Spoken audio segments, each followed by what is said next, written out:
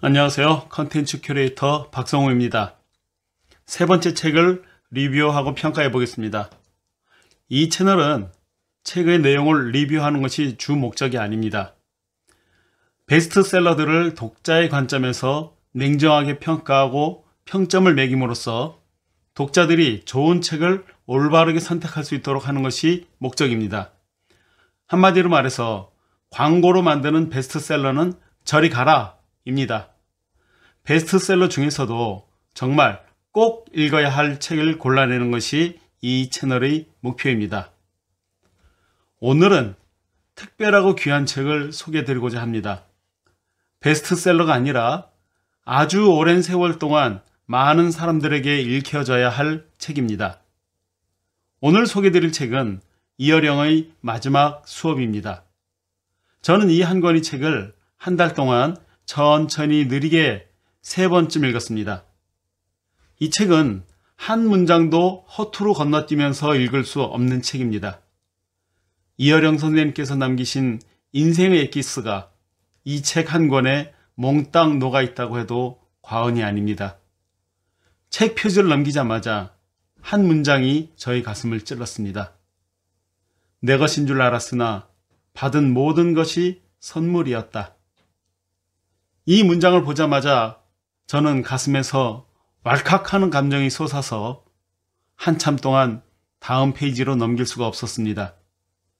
스승께서는 자신에게 주어진 모든 것이 선물이었음을, 이 깊은 깨달음을 왜 마지막 인터뷰를 통해서야 말씀하셨을까요? 저는 여러분들에게 이 책을 읽어보면 좋겠다고 말하고 싶지 않습니다. 그냥 무조건 읽어야 한다고 말하겠습니다. 권유가 아니라 강제입니다. 여러분들은 자신의 인생 마지막 인터뷰에서 어떤 말을 하고 싶은가요? 가장 사랑하는 사람들에게 혹은 내가 모르는 사람들에게 하고 싶은 말이 있나요? 이 책은 이어령 선생님께서 직접 저술한 책은 아닙니다. 김지수 작가가 암투병 중이시던 스승 이어령 선생님과 인터뷰를 했던 내용을 책으로 엮은 겁니다. 선생님은 이렇게 말씀하십니다. 내가 느끼는 죽음은 마른 대지를 적시는 소낙비나 조용히 떨어지는 단풍잎이에요. 때가 되었구나. 겨울이 오고 있구나. 죽음이 계절처럼 오고 있구나. 그러니 내가 받았던 빛나는 선물을 나는 돌려주려고 해요. 선생님은 마지막 인터뷰라는 형식으로 당신의 지혜를 선물로 남겨주려 했습니다.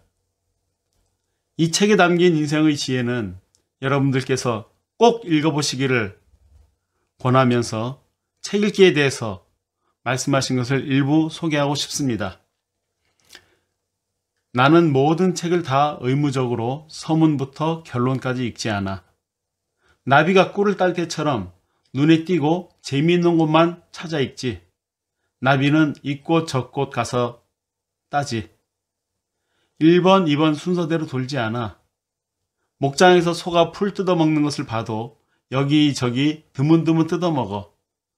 풀난 순서대로 뜯어먹지 않는다고. 그런데 책을 무조건 처음부터 끝까지 다 읽는다? 그 책이 법전인가? 재미없으면 던져버려. 반대로 재미있는 책은 닳도록 읽고 또 읽어.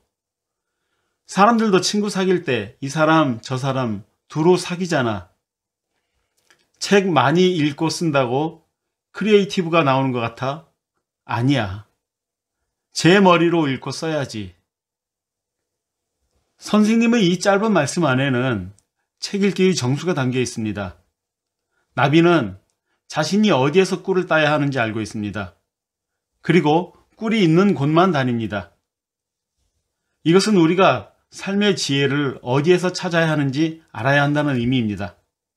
이 책, 저 책, 아무 책이나 읽을 것이 아니라 꿀이 있는 진짜 책을 찾아낼 수 있어야 하고 그 책을 집중적으로 읽어야 합니다. 그리고 나비가 이 꽃 저 꽃 부지런히 옮겨 다니고 소가 여기저기 풀 뜯어 먹듯이 책을 읽으라는 것은 참 놀라운 비유입니다.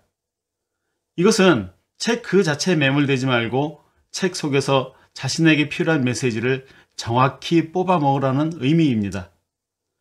나비에게는 꿀이 있는 꽃은 좋은 꽃이고 꿀이 없는 꽃은 아무 의미 없는 꽃입니다. 책도 자신에게 좋은 책도 있지만 아무 의미 없는 책도 있습니다. 세상의 모든 꽃들이 나비에게 다 중요한 꽃이 아닌 것과 같습니다. 대한민국의 위대한 스승이자 지성이셨던 이어령 선생님은 절묘한 비유로 적절하게 설명하시고 있는 겁니다. 이 유튜브 채널이 바로 이어령 선생님께서 말씀하신 책 읽기 방법을 실천하기 위함입니다. 이 책이 나온 배경을 이해할 수 있는 선생님의 말씀은 이러합니다. 나는 곧 죽을 거라네. 그것도 오래 지나지 않아서. 그러니 지금 내가 할 수 있는 모든 이야기를 쏟아놓을 참이야. 하지만 내 말은 듣는 귀가 필요하네. 왜냐하면 나는 은유와 비유로 말할 참이거든. 정말 그렇습니다. 선생님의 말씀을 이해하기 위해서는 듣는 귀가 필요합니다. 이 책은 듣는 귀가 있는 사람에게는 너무나 귀하고 보석 같은 메시지로 가득 차 있음을 알게 됩니다. 대부분의 말씀을 비유와 은유로 하시기 때문에 그 의미를 이해하면서 읽게 되면 그 깊은 통찰을 발견할 수 있습니다. 어느 날 강원도에서 꿀벌을 기르는 사람이 꿀 항아리를 가지고 선생님을 찾아왔답니다. 그리고 대화가 시작되었습니다. 선생님처럼 글을 쓰고 싶습니다. 그래? 날 찾아와서 뭘 하려고? 글 쓰는 것에 대해서 물어보고 싶습니다. 물어보게. 선생님, 문학이란 무엇입니까? 이 질문에 대해서 선생님은 그 꿀벌 장수에게 되묻습니다. 자네가 가장 잘 아는 게 뭔가? 꿀벌입니다. 그래? 그렇다면 꿀벌을 잘 봐. 꿀벌처럼만 하면 좋은 문학이 돼. 이게 무슨 비유일까요? 선생님은 그 꿀벌 장수가 가장 잘 아는 꿀벌에 비유해서 글쓰기를 설명하신 것입니다. 이 비유에 대해서 선생님은 이렇게 해석까지 붙여주시는데요. 개미는 있는 것을 먹고 거미는 거미줄에 걸린 것을 먹지만 꿀벌은 꽃가루를 옮기고 스스로의 힘으로 꿀을 만들어 개미와 거미는 수집을 하지만 벌은 꽃가루를 옮기는 거야. 그게 바로 창조야. 여기저기 비정형으로 날아다니며 매일매일 꿀을 따는 벌. 꿀벌에 문학의 메타포가 있어. 작가는 벌처럼 현실의 먹이를 찾아다니는 사람이야. 발 뻗는 순간 그게 꽃가루인 줄 아는 게 꿀벌이고 곧 작가라네. 이 책의 저자인 김지수와 이어령의 마지막 인터뷰에서 선생님은 이렇게 말씀하십니다. 죽음을 기다리며 나는 탄생의 신비를 배웠네. 이어령 선생님은 지난 2월 26일 향년 89세로 당신이 바라던 곳으로 가셨습니다. 그분이 남긴 마지막 수업이 많은 사람들에게 의미 있는 흔적을 남기는 삶이 되는데 도움이 되길 바랍니다. 이 책은 특정 대상에게만 필요한 책이 아닙니다. 어린 학생들부터 인생을 마무리해야 하는 시점에 살고 있는 사람까지 모든 사람에게 큰 영감과 지혜를 줄 겁니다. 지식을 넘어서 인생의 지혜를 배울 수 있는 책은 그리 흔하지 않습니다. 그리고 쉬운 언어로 깊은 통찰을 안겨주는 책은 더더욱 귀하고 소중합니다. 수많은 비유와 은유는 참으로 적절하고 그래서 아 그렇구나 하며 무릎을 치게 만듭니다.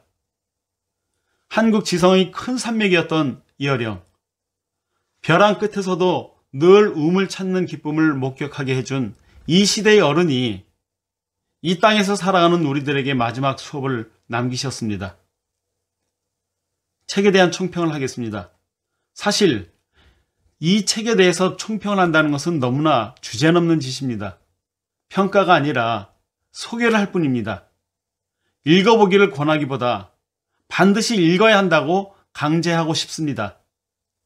인생을 살아가는 내내 이 책을 늘 가까운 곳에 두고 반복해서 읽고 또 읽기를 권유드립니다. 다시 강조하지만 정말 이런 책은 만나기 쉽지 않습니다. 메시지의 본질적 가치, 실용성, 독창성, 쉽고 명료한 전달력 등등 그 어떤 것도 부족함이 없습니다.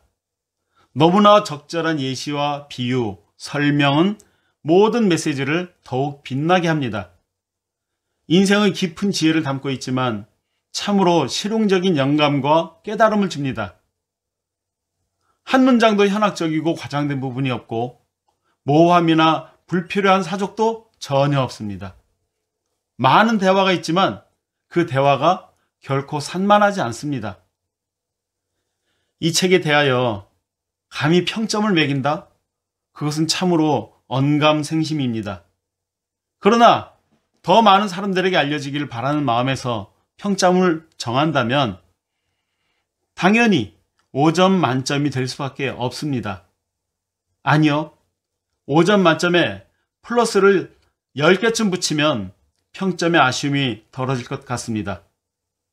이 책은 혼자 읽으면 안 됩니다. 여러분께서 여유가 허락하는 대로 주변 사람들에게 최대한 많이 선물하시기 바랍니다.